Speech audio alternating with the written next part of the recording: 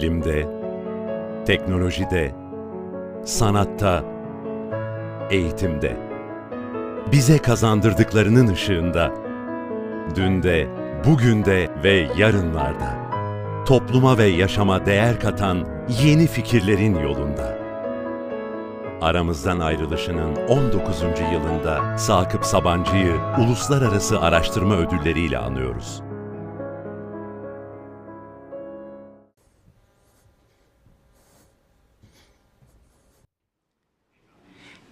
Those of you watching us on your screens, Sakıp Sabancı International Research Awards and Commemoration Ceremony. Welcome to it, all of you.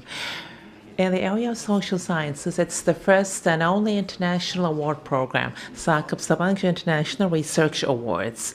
As is the case every year, this year too, distinguished businessman and the honorary president of Sabancı University, deceased Sakıp Sabancı, we're going to be remembering him with science and scientists. On April 10th, 2004, he has passed away. Sakıp Sabancı knew that international development will only be possible with well-trained, well-qualified young people. He always supported science and art.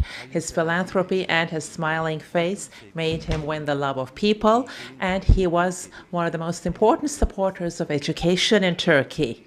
He has pioneered in the establishment of Sabancı University, and upon his will, in order to support young researchers, for 18 years now, Sakıp Sabancı International Research Awards are being organized. The inauguration speech of this meaningful evening, the President of the Board of Trustees, Ms. Güler Sabancı, I'm inviting her to our broadcast.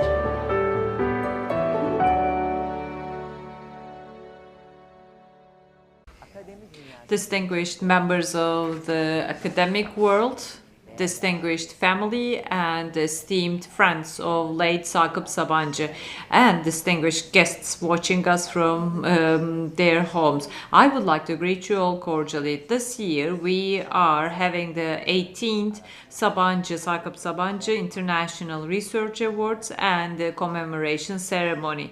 However, our minds and our hearts are with the people that have been adversely affected from the earthquake in 11 different cities and provinces. On the 6th of February and afterwards, we have had the most devastating disaster in our country, and we have lost 50,000 plus people. Unfortunately, Neris Ece Öz, a preparation class student at our university, lost her life. It is such a big tragedy.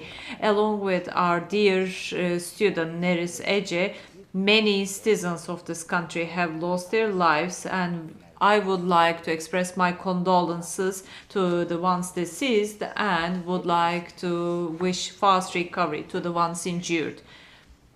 May their souls rest in peace. Distinguished guests, this year we are celebrating the centennial anniversary of Turkish Republic. Throughout these 100 years, we know that this is such a priceless asset that we may transfer all the values. And with the leadership of our leader Atatürk, our republic is standing strong on its foundation, and 100 years have gone by. Its continuity has also been taken to the next century with sustainability. And as this has been the case during the times of foundation, our power comes from our unity and togetherness, and our domination comes from our people, our nation. So during such a significant year, we decided to have the centennial anniversary of Turkish Republic in theory and application as the theme of Sakıp Sabancı International Research Awards this year. As you know, International Research Awards have been initiated with the will of late Sakıp Sabancı. Every year we have a different theme for that year. As we focus on the current times of our society, we also hold a mirror to the future. And while doing that, we always focus on the universality of science. And as Atatürk once said, for everything in life, for civilization, for life, for achievements, the most important asset is science itself. So our task as we prepare for the new century of our republic, we have the task to ensure that we advance with the light of science for the future ideal of our young people. Even though we are going through challenges and difficult times, we have to keep faith in our unity and togetherness, and at the same time we have to recover from the wounds of current times. As my dear uncle, late Sakıp Sabancı said, we always have to work and work a lot. The new century of Turkey is to be a century full of equality of opportunities in education, as well as social gender equality, social development, contribution to regional and global peace, as well as sustainability and sustainable growth with a common mind, principles, and sustainability. We have fought for our independence as our country was established, and now we still have the power to work hand in hand to ensure that in the future, of course, we have to prioritize education, and we have to stick to science and technologies. We as Sabancı University believe that there is power in co-creation and co-development, and we always know that we have to educate and train young people who are free and liberal in their minds, in their conscience and knowledge. So we always support scientific knowledge and scientific ideology. We are the only global scaled award program in Turkey, giving awards in social sciences as Sakıp Sabancı International Research Awards. Turkish and Islamic art, Turkish history, economy, and sociology are on the focus of our international research awards, and we always focus on the benefit that we will retrieve with a common mentality and common mind. This evening, considering the fact that we are to celebrate the centennial anniversary of our republic, are to present an award to an important scientist. And of course, we have three valuable research that we decided to award. They all focus on republicanism. And we, on behalf of Sabancı University, I would like to thank all the researchers that have applied to this year's awards program. I also would like to extend my thanks to everyone who contributed to various stages of this award program. I would like to express my gratitude to the distinguished members of the jury. I also would like to extend my gratitude to Sevil Sabancı for leading the process for this award program. Would like to thank Dr. Dilek Sabancı and Türkan Sabancı for their great support. Mr. Yusuf Leblevici, our president of the university, our secretary general Ali Çalışkan, as well as our vice president of the university, Mr. Fuat Keyman, and with his directorship, we have great contribution coming from Istanbul Policy Center. This year we have a jury president who is at the same time a graduate of Sabancı University, Miss Zeynep Gürü Göker. She is a member of the faculty at our university as well. I also would like to extend my thanks to my colleagues who contributed to the organization of this year's online event. The distinguished scientist who has been awarded jury special award this year, and our researchers who have been granted awards for their articles. I would like to congratulate them as well. I strongly believe that we will go through these challenging times with the power of science and youth, and we also have to continue our activities by taking science as the basis. These challenging times that have been brought forward because of the earthquake and other disasters. We are ready and available to provide support so that our country is taken to more prosperous days. I would like to thank you as our distinguished guests who have not left us alone this evening, distinguished members of Sakıp Sabancı family and our friends at Sabancı University. Greetings to all of you.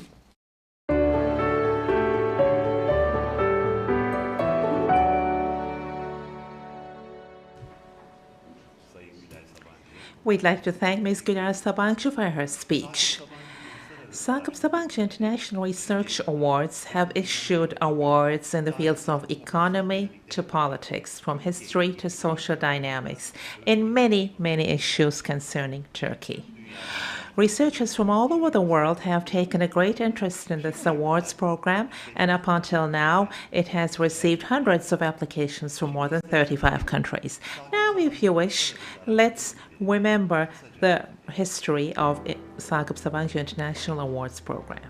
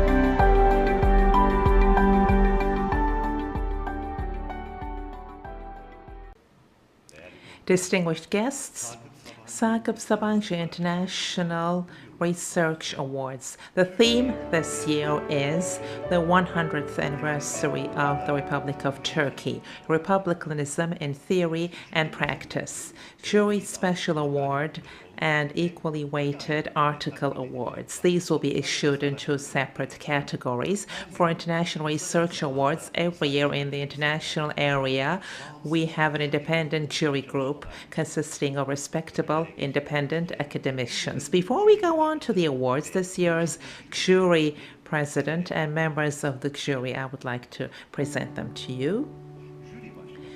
President of the jury, Sabancı University Arts and Social Sciences Faculty, member of faculty Zeynep Gülru Göker. Jury, Sabancı University Deputy Rector and Istanbul Policy Center Director Fuat Keyman.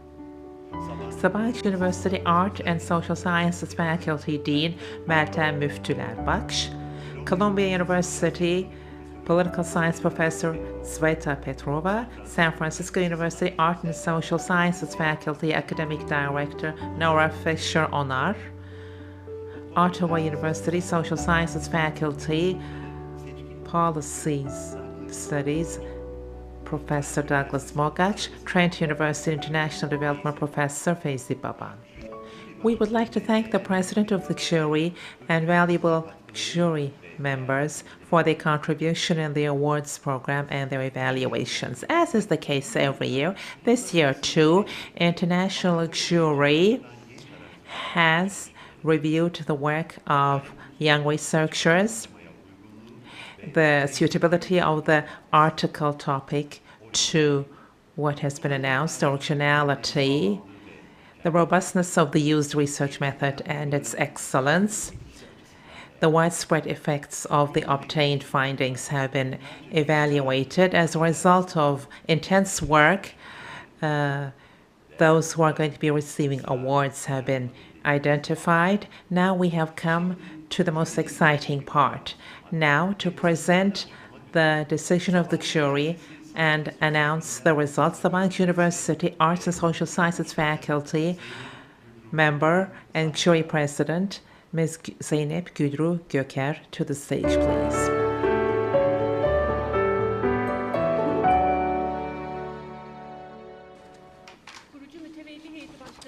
Founding President of the Board of Trustees, Ms. Güler Sabancı, distinguished members of the Sabancı family, distinguished members of Sabancı University, distinguished guests, dear students and alumni. Sabancı University Honorary President, deceased Sakıp Sabancı, in his honor on the 19th anniversary of his death, we would like to commemorate him, and upon his will, the Sakıp Sabancı International Research Awards issued in the area of social sciences. We're going to be bringing those together with their recipients. Welcome once again. First of all, I would like to express the sadness I have felt because of February 6th earthquake. I would like to pay my condolences to those who have lost their loved ones. We're going through a difficult period as a country. It has shown us how important it is to be prepared for disasters and to restructure after disasters. It has once again shown how important scientific methods and research are. No doubt that to ensure the security of societies and people, the role of social sciences cannot be denied. Underlining this role and giving social sciences the importance that it deserves requires a vision like that of Sakıp Bey. This vision is the concrete reflection of the importance Sakıp Bey has given to science, higher education, and social sciences. I am one of the first alumni of this university and a faculty member, and it has been an honor for me to head the jury of these awards on the 100th anniversary of the Republic. Incentivizing young researchers, making their work visible, the only academic award issued in this area in Turkey, Sakıp Sabancı International Research Awards. In order to identify the recipients, the jury has contributed to the evaluation and decision period. Thank you very much on behalf of Sabancı University.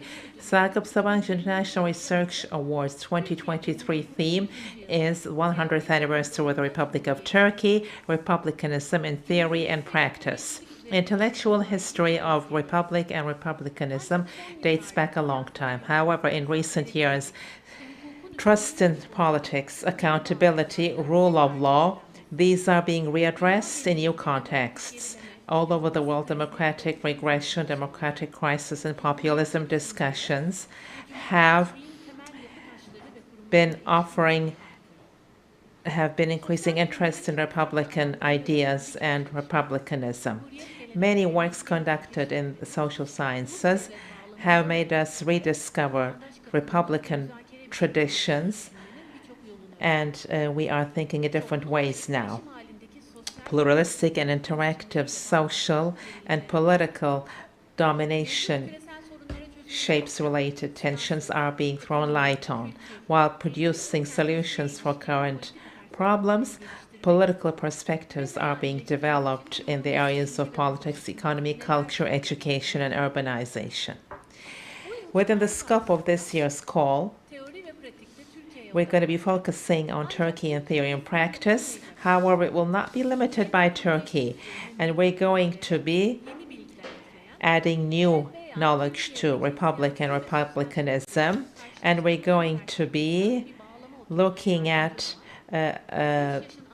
comparative perspectives for political and social processes of Turkey. Articles written by those below 45 years of age have been evaluated. Historical, based on institutions and practices, politics and morals philosophy, comparative politics, international relations, history, economy, sociology, from various disciplines, scientific, original, empirical, and comparative perspectives. We have received a lot of applications.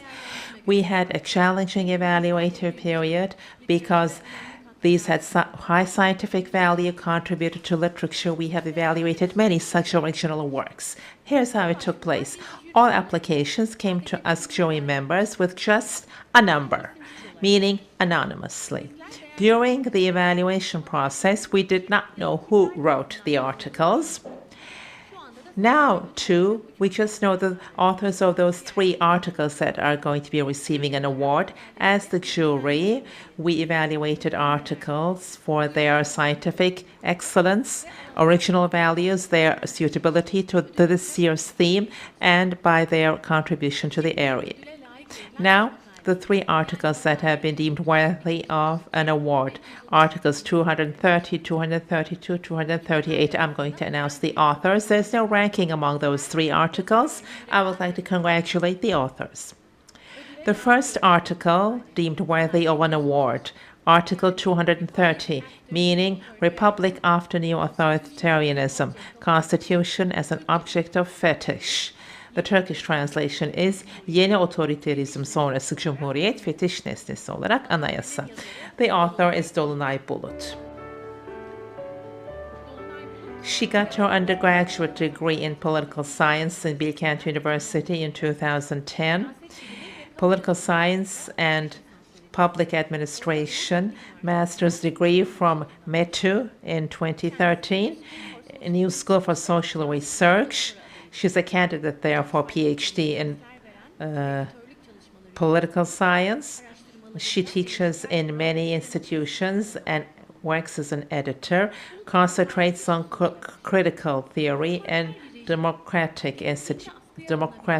theories. An authoritarian regime, why does it need a constitution that may be suspended as needed, violated, or cancelled as needed? In her article, departing from the examples of Turkey and Hungary, she defends that it's bidirectional. The basic thesis is that the Constitution is the basic component of the sovereign liberal order and also a global value, a prerequisite for democratic legitimacy.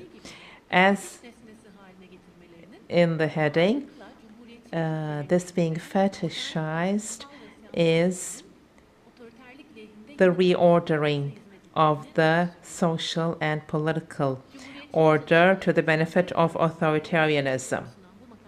I would like to congratulate Dolunay Bulut. She has contributed significantly. It's a pleasure to be acknowledged for my research by Sabancı International Research Awards, especially at the centennial of the Turkish Republic.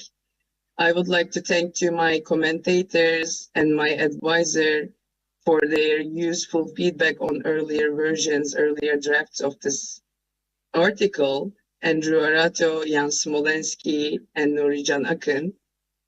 This essay, Authoritarianism, the Republic after New Authoritarianism, the Constitution as an object of fetish, has been inspired by the recent transformations of the Republic, which has always been a quite contested subject with its multiple conceptual pockets. And I think it was quite timely and exciting to be acknowledged and had a chance to bring up my research, especially this year. Thank you so much.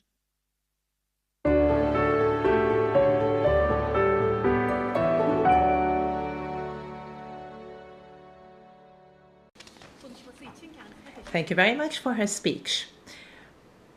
Now the second article deemed worthy of an award, Article 232, the dual challenge of the Anatolian Revolution, anti-imperialist self-determination as identity and critique. In Turkish, Anadolu Devriminin ikili meydan okuması, kimlik ve eleştiri olarak anti-emperyalist kendi kaderini tayin hakkı. The author is Burak Tan. Burak Tan has a double major in political science and international relations and sociology from Boğaziçi University in 2017. His master's degree is from University of Chicago in 2018. Currently, he's a candidate for PhD in political science in University of Chicago. He focuses on critical theory and democracy theories. The article has as theme the establishment period of the Turkish Republic and a transition from emperor for nation. Not just that, it's at the same time a process of experiment for original political thought. In the process of the preparation of the 1921 Constitution, the discussions that took place in the parliament, and how the international community views the Ottoman Empire. That's what the article concentrates on. And Anatolian Revolution is positioned as an anti-imperialist movement, a self-determinant movement. And while doing this, he talks about bi-directional struggle. First is the representative democracy imposed by European nations. Second is they require to adopt to the state requirements of Europe. So this centralizes the nation state. The article contributes to post-colonial nationalisms and to political orbits that have been formed with the impact of the international society. Congratulations, Burak Tan. Hello, political science PhD student Burak Tan. First of all, thank you very much to the committee for deeming my work worthy of an award. In many countries, social sciences and research importance given to social sciences is increasing, and such an incentive and support puts forth the value of Sakıp Sabancı and his vision. And Sabancı Foundation and Sabancı University, I would like to thank them for taking ownership of this mission. My research, the establishment struggle for the Turkish Republic, especially 1920-22 period. This support is the post-colonialism discussions. And this period of establishment is nationalism, representation of the public, centralism. All these topics are discussed, and later on they become constitution. It shapes the history of the nation. 1921 Constitution. It is from the minutes of the parliament during that time, and it is the route that Turkey went through was not necessary. Different likelihoods, possibilities were discussed back then. Even though we're talking about from 100 years ago, the roads that have not been taken are important for the actual politics of our country and for the political understanding of that era. For instance, from everywhere around the world, we see local administrations. While deputy election methods are being discussed, they want to diversify and deepen citizenship participation in democracy. Also, because there's an independence war in the meantime, the deputies in the parliament are discussing how the republicanism of Turkey should be more liberal and more egalitarian compared with the European states. This republicanism, how it can be progressed is what they're discussing. And because of that, in fact, the history of our republicanism is not just for those working on Turkey, but it is for everyone interested in our recent day politics. Lastly, of course, while doing this research, there have been people who showed me the way, professors who helped me out. I would like to thank them. 1921 Constitution and Minutes, the neglected exception of the foundation. Chicago University consultants Linda Zerilli and Jennifer Pitts, who have guided me during this process, and my family and my consultant advisor, Ayşe Şenil, I would like to thank them. Thank you.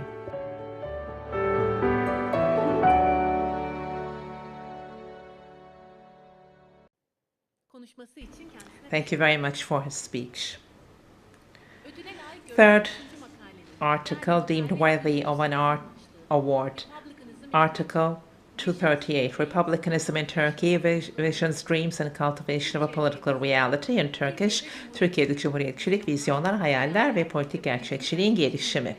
The author of the article has a double major from Cox University in International Relations and History in 2007, her master's degree from Oxford University in 2008. Her doctorate is from Cambridge University in 2015 in Political Science and International Studies. The doctorate thesis has received Sir Ernest Barker Award, the best thesis in PhD. Postdoctoral in Cambridge University, she has started teaching. Since 2021, she has been teaching in Sabancı University, a research in Marie Curie co-fund program. In Turkish politics, it has high legitimacy, but still republicanism has not been understood fully, says Dr. Turnoğlu. Before the 20s, Republic of Turkey and republicanism discussions have been lacking, she says. But she says this is a historical error. She uses archives and primary sources to prove this. Intellectual evolution is related with a rich content, and Ottoman authors have not only entered dialogues with the defenders of the Republic, they have also produced versions of what they understand from Republic. It emphasizes the multidimensionality of the republicanist intellect in Turkey, so it has valuable contributions. Congratulations, Banu Turnoğlu, the author of the article. Good day. Banu Turnoğlu, student of Sabancı University. First of all, with its vision and the importance that it has ascribed to education, one of the most important businessmen of our country, deceased Sakıp Sabancı. It's the 19th anniversary of his death. I greet him with love and respect. With Güler Sabancı leading the way, the Board of Trustees of the University and Administration, I would like to thank them for the support that they have lent to academic research. And I would like to thank the jury committee for deeming my article worthy of the Sabancı International Research Award. Theoretical work and historical development is the work that I'm pursuing. Therefore, this is a product of years of work by myself. Republicanism in Turkey, Visions, Dreams, and the Development of Political Reality. On the 100th anniversary of the establishment of our republic, the first and only international award program of Turkey, the fact that I have won this award is a great source of pride for me.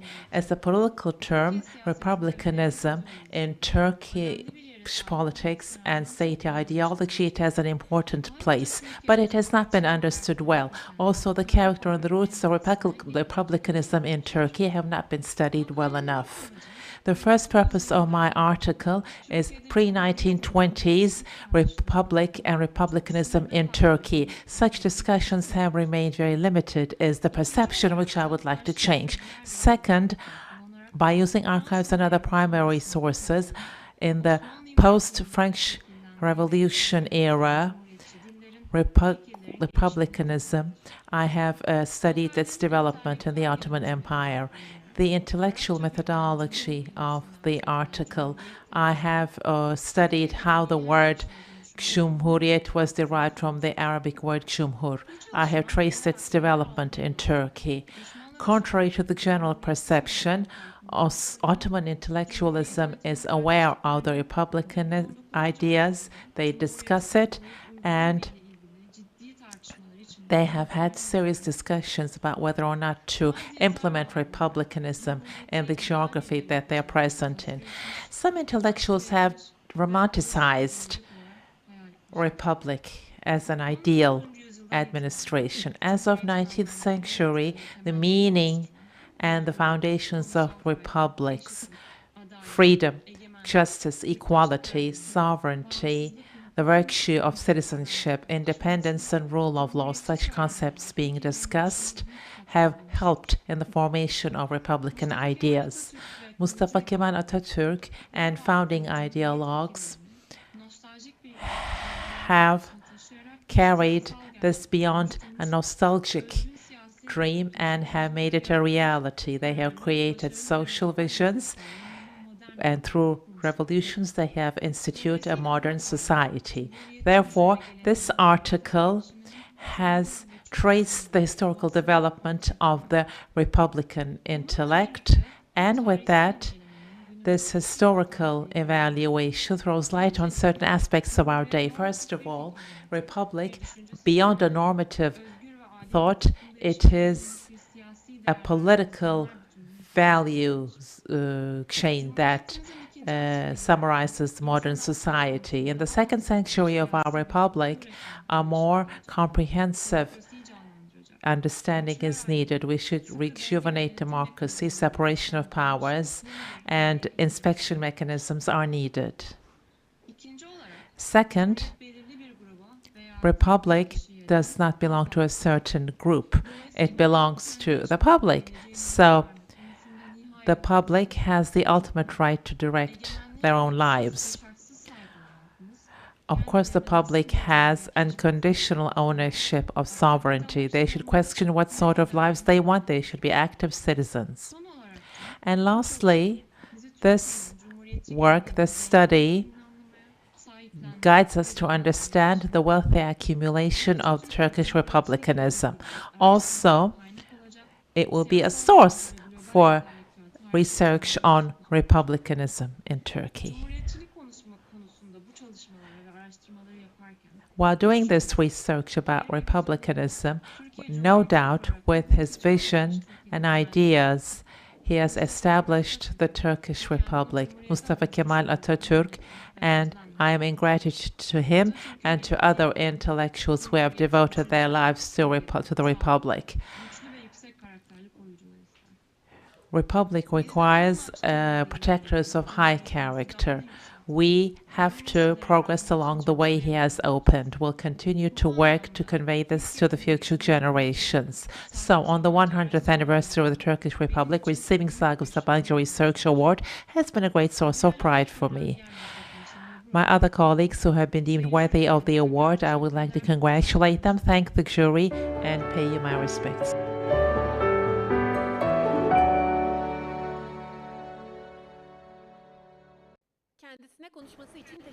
We'd like to thank her for her speech.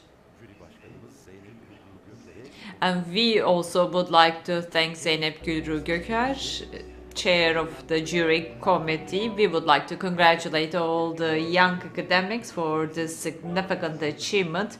Hopefully, these works put forward will contribute to the resolution of issues encountered globally. Distinguished guests, Sakıp Sabancı International Research Awards are, as you know, to focus on the contribution to be made by scientists. And there's a special jury's award, a jury special award to be granted. In order to present the special award of the jury, I'd like to kindly invite Zeynep Gülru Göker once again.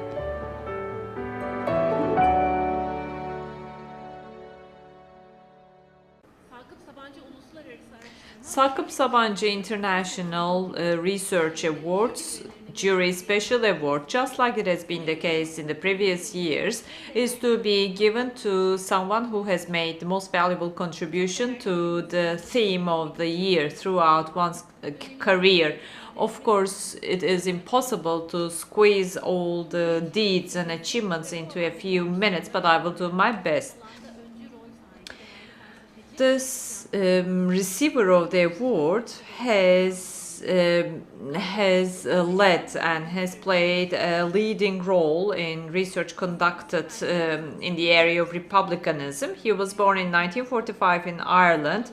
He attended Garbley College and Ireland International University, in other words, Maynooth University, and he received a degree in philosophy and a master's degree. And then he received his PhD degree at Queen's University Belfast in 1983. He worked at University College, Dublin University College, before he started working at Australian National University in Canberra, and also he worked as a professor of philosophy. Since 2002, he gives lectures in political theory and philosophy at Princeton University, and since 2012-2013, he is professor of philosophy at Canberra University, Australian National University. He also has been granted Companion of the Order of Australia in 2017. The distinguished scientist has become a member of the American Arts and Science Academy in 2009 and Irish Royal Academy honorary member in 2010. At Sydney University and Queen's University Belfast, he has honorary professorship degrees in the area of philosophy, and he also has honorary degrees from Ireland National University, Crete University, Lund University, Montreal University, Queen's University, Belfast, and Athens University.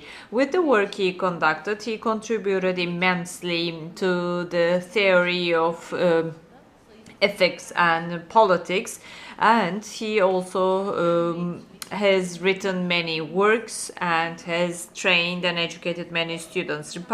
Republicanism, freedom, democracy, intellect and ethics, political philosophy, citizens and civic republicanism, and prestige, economy of prestige are the areas that he has given works in, and he has numerous translations. He has more than 25 books and numerous articles, and he also wrote his recent book titled The State, which was published in the USA by the publication house of Princeton University. He takes the state to the focus of political theory, and in this work that focuses on the economic, legal, and social dimensions, he focuses on the capacity to contribute to peace and justice. Of course, it is not just to define the valuable work that he has conducted so far in a speech of a few minutes. His work ensures that republicanism is worked in this direction. His works focus on the republican regime, the basic institutions of republicanism, and the multidimensional relationship between different institutions. And freedom as non-domination is the conceptualization that he developed, and it focuses on domination and the different dimensions of domination. This is not only valid for political power, but also is referring to different spaces such as workplace and gender relationship. His work has significant importance in the intellectual history. His work also opened up new horizons horizons in republicanism. His life, his work, his speeches, the lectures he delivers, the seminars he attends, the students he trains, and the principles he defends contributes to the development of politics and ethics, philosophy, social sciences, and in general societies and humanity. I am sure you already guessed who this is, and let me now give his name. 2023 Sakıp Sabancı International Research Award Jury's Special Award goes to the distinguished scientist, Professor Philip Pettit.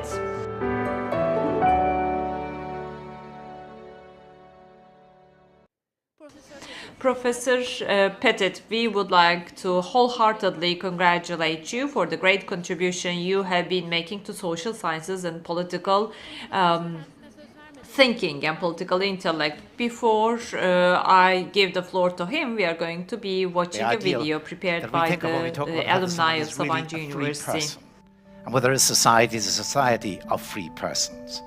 Our guest today is Philip Pettit, who is the L.S. Rockefeller University Professor of Politics and Human Values at Princeton and Distinguished Professor of Philosophy at the Australian National University. Better to be bored. I'm not all that interesting, you know.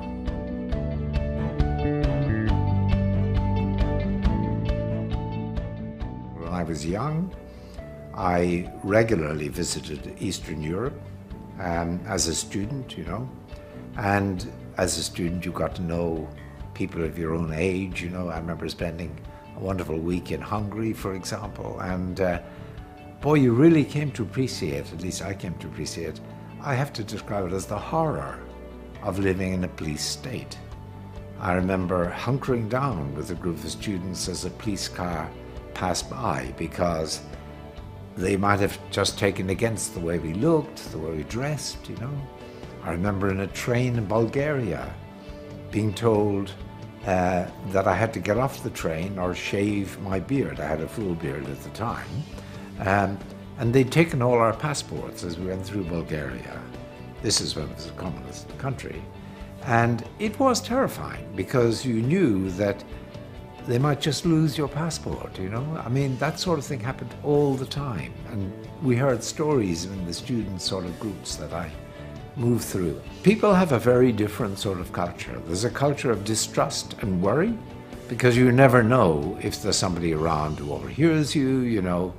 It worries me that younger people today often don't realize just how terrifying it is, the thought of living under a rule where the authorities can really do almost what they like. It is really quite terrifying. And people change. And, you know, there's some evidence that I think it takes a long time for people to regain a sense of dignity and self-assertion, you know, when an autocratic regime is broken and is followed by a democratic one. So that's one of the things, that political systems shape culture.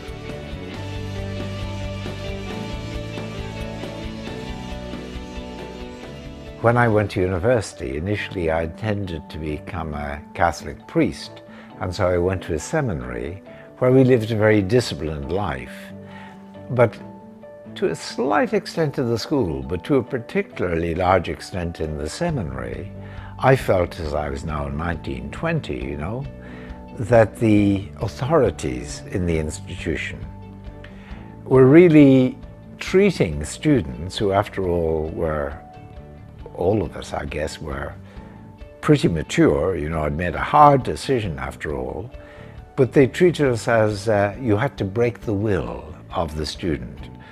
I just thought that was willful, you know. It was clear someone seemed to me almost be either taking pleasure in that sort of domination of another person, or at least feeling that this was good training for you. You had to have the will broken.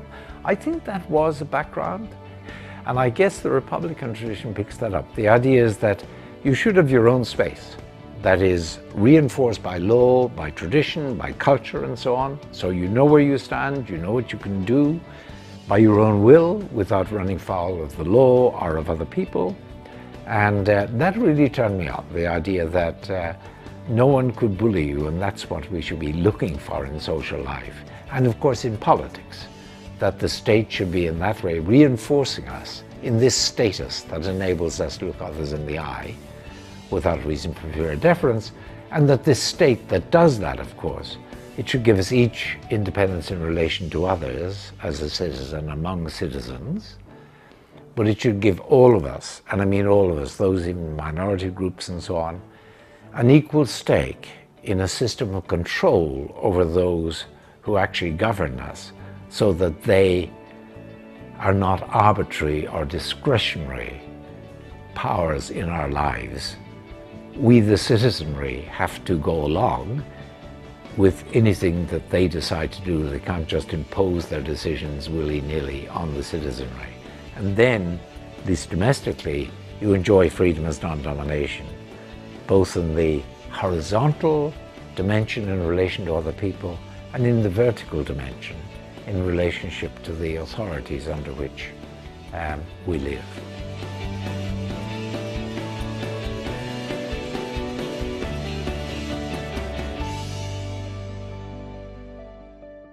When Republicanism, which is the book I published in 1997, the first book I published in this tradition of thought, the first translation was into Turkish, which got a particular relevance in this context. And I was very struck by why it would have appealed, and I had a lot of toing and froing, exchanging with people in Turkey, and why they were so interested in the tradition. And of course, Turkey is a republic, famously established by Ataturk and so on. And I began to become aware of, what republic meant in a country that was very different from the Australia in which I then lived all the time.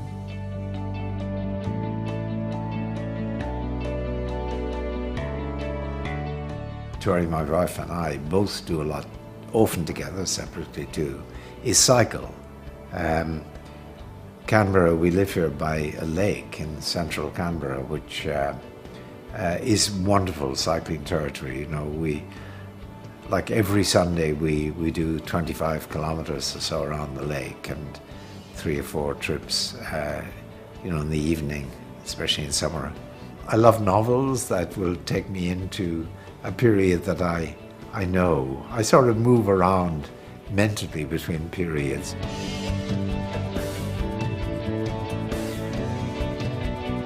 I got deeply engaged by the idea of doing philosophy when I was in my first year at university.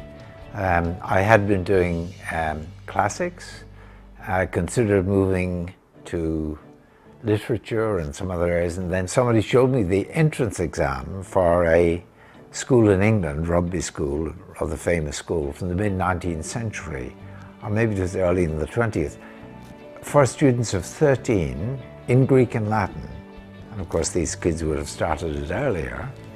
And I remember thinking, this is quite tough, and I was supposed to be very good at these languages. That's what really caused a sort of crisis for me as to what exactly do I want to do.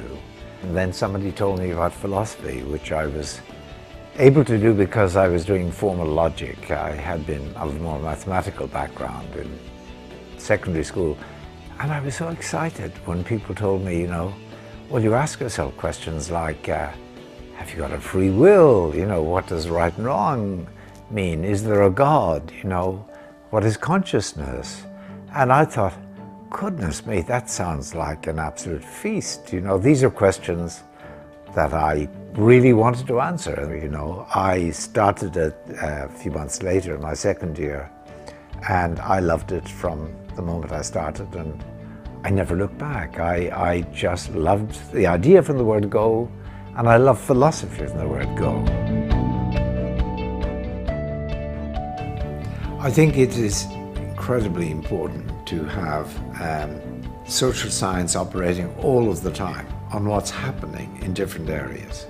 I've mentioned like workplace stuff. We need social science to tell us exactly what's happening in the workplace in different sorts of countries. We need social science to tell us where an initiative taken in one country has led to a very positive result.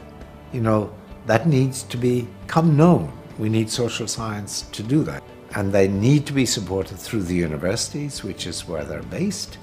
And, we need governments to recognize that it's not all about the STEM sciences, it's not all about technology. You're going to have an inadequate society unless you've got a society in which you get this active social science always going on, connecting what's happening in that society with elsewhere, looking out for the positive developments that they may indicate new policy initiatives and so on. So for me, that's really quite important that both the social sciences and philosophy and the wider humanities should remain alive and vibrant in our societies.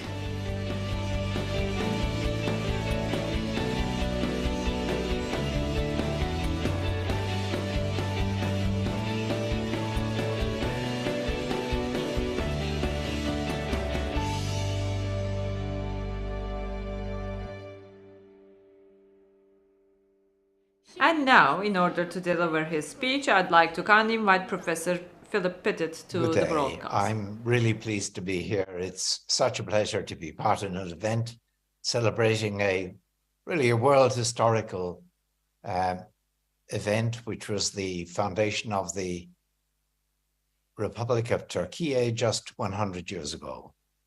I'm also extremely honored by the award of the Sakıp Sabancı International Research Award.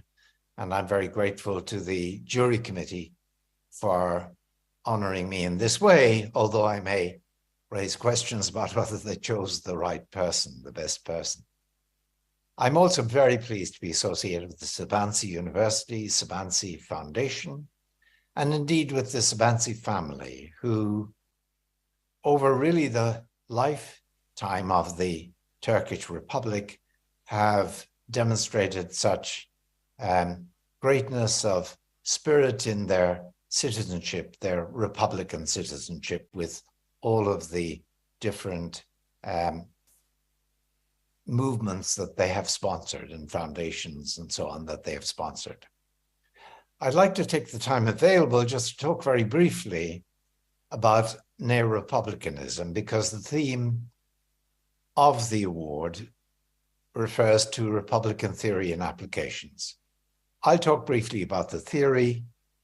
My fellow awardees have addressed various aspects of the application, which will flesh out, so to speak, the coverage of the approach. I should say that the approach is, in my view, not a blueprint for how government should be organized or the state should be organized, but a research program. It offers ideals. At the core, as we'll see, the ideal of non-domination, or freedom as non-domination. And it opens up a research program of looking for the best laws, the best institutions, the best policies for furthering those ideals in the different areas of public life, ranging from family law to workplace law to criminal law, to how it's organized, and so on. I'm going to present neo-republicanism in contrast to two great rivals, better known than it, really, and more established. On the one hand, neoliberalism, and on the other, neo-populism. Like many others in the neo-republican movement of thought over the last 25 or more years, which really is a movement now encompassing most parts of the world. I'm deeply pleased to be part of that movement, to be affiliated with it. But like all of those in that movement, we see the core ideas as contrasting sharply with these two rival approaches, neoliberalism and neopopulism. Neoliberalism has something in common with neo-republicanism, of course, at least on the face of it, and that is a dedication to the ideal of freedom. But there's a big difference between how the neoliberal understands freedom and how the neo-republican understands it. For the neoliberal, you're free in a choice, just insofar as no one actively interferes in that choice. No one gets in your way, removes an option, penalizes an option, or whatever. And on this neoliberal way of thinking, as on the classical way of thinking that it goes back to classical liberal, that's about 250 years old, on this way of thinking, if freedom means not being interfered with, then two things follow pretty quickly. One is that the law looks on the face of it to be not such a good thing. It may be necessary ultimately to guard against, extremes of disorder or violence or whatever, but we should use the law very sparingly, because the law, after all, threatens you if you do something with a penalty, and that is a form of interference. The law, the state, is always seen by neoliberals as inherently suspect insofar as it has that feature.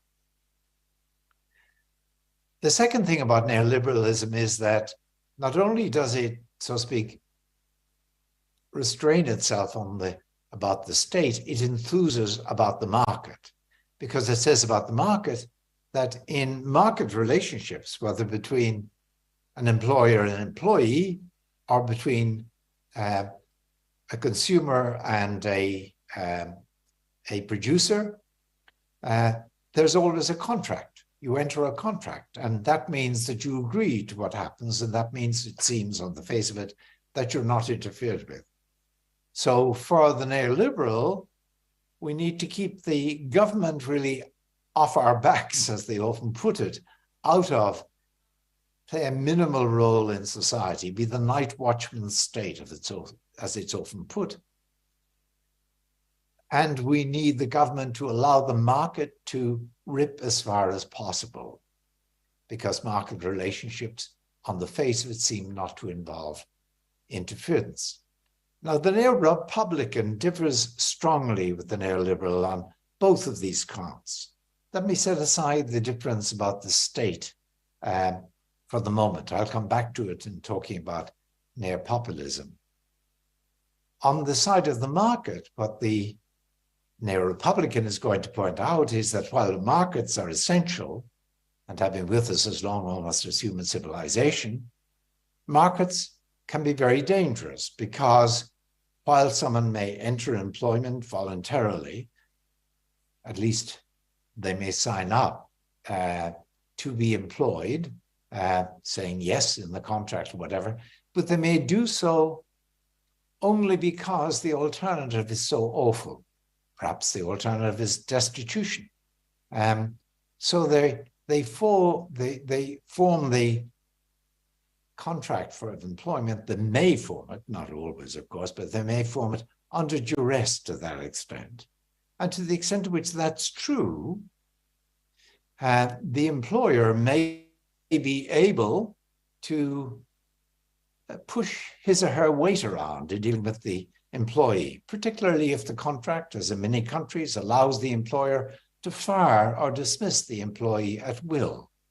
The employer may then tend to throw the weight on by, for example, making the conditions worse, by requiring the employee to work at weekends or without overtime pay, to intrude in various ways into the life of the employee, even to the extent of dictating perhaps the political posture they should take, even to the extent of forcing them not to form a union, for example. And that means that, in effect, employees are under the power of the employer, even though he's not actually interfering, technically, on the neoliberal view, because they have entered that place of employment voluntarily. But of course, as we know, this relationship is one in which, because the employer can make things harsher for the employee without fear of resistance, else they can dismiss the employee, for example, the employee may live with having to kowtow to the employer, having to keep the employer sweet. They may relate to the employer as to a dominance or a master in their lives. And now, for the neo-Republican, that is very bad, because right back to the days of Republican Rome, it was fully recognized that if you depended on the goodwill of another, and if you were to keep the will of the other sweet, then to that extent, you were actually not free. Maybe they allowed you in various ways act as you wish, but if you can act as you wish, it's only because they allow it, because they wish it to be the case that you should act as you wish. And that is not freedom, according to the Republican view. Freedom does not require just non-interference. It requires the absence of domination, of someone with the power of interfering in your life, more or less at their will.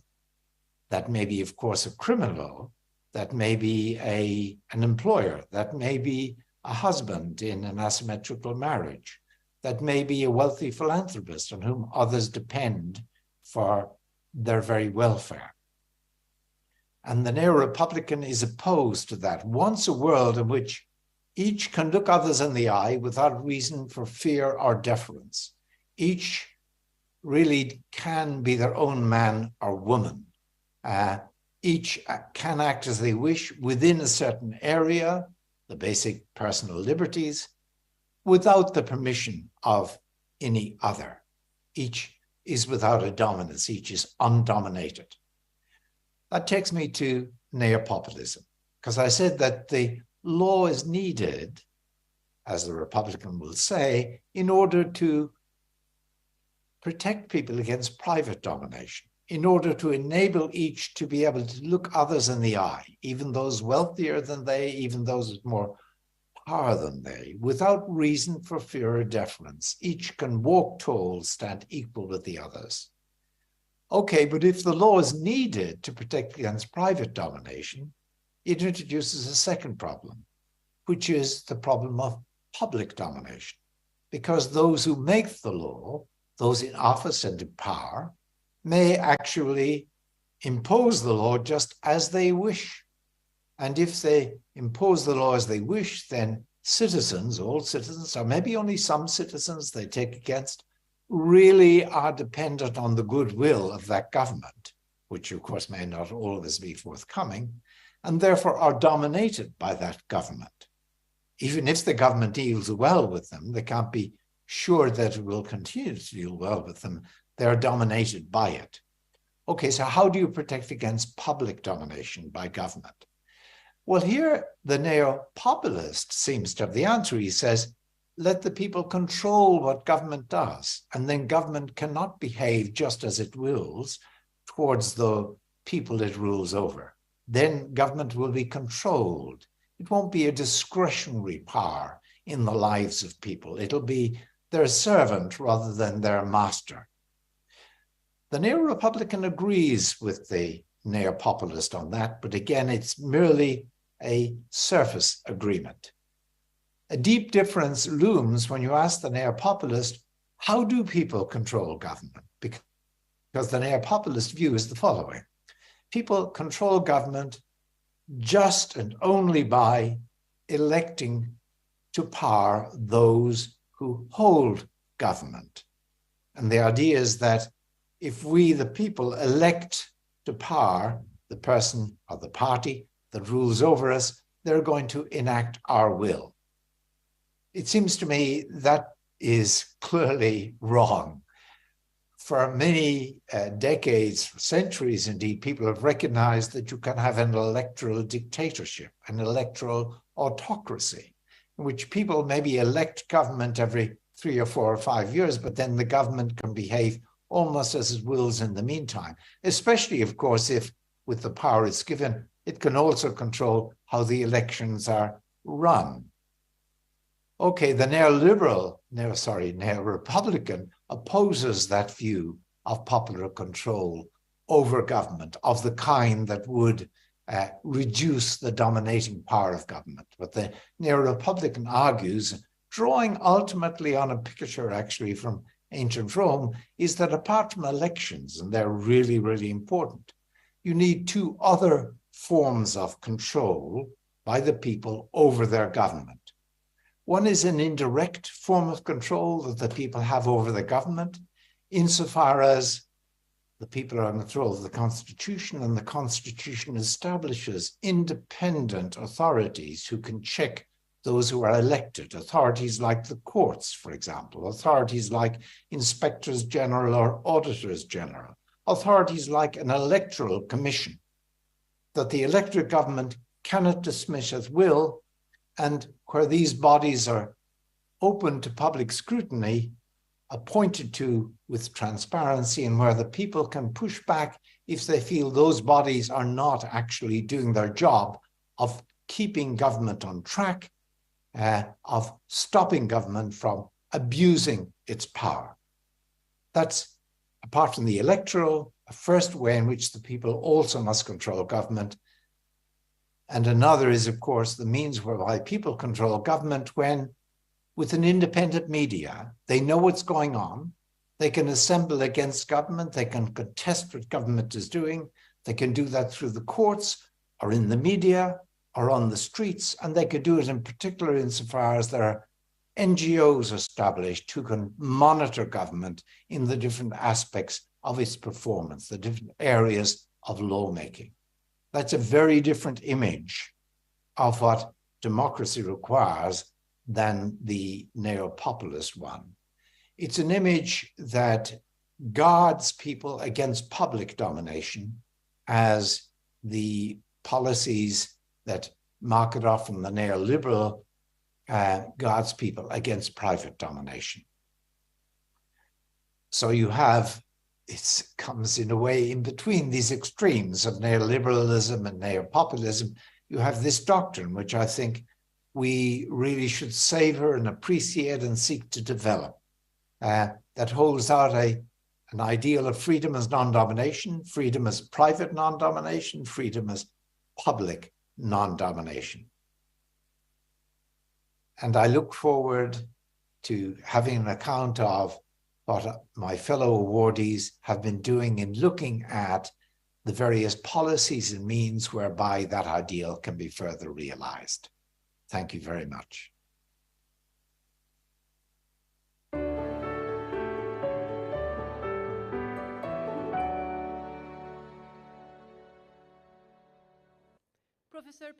Professor Petit, I would like to congratulate you wholeheartedly. Thank you.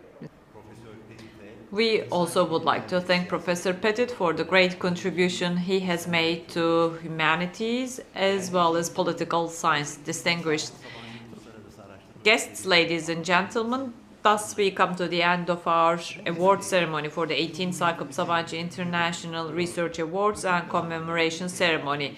Would like to congratulate you for the centennial anniversary of our republic. Would like to congratulate the receivers of awards and would like to commemorate late Mr. Sakıp Sabancı. Thank you for your interest and attention.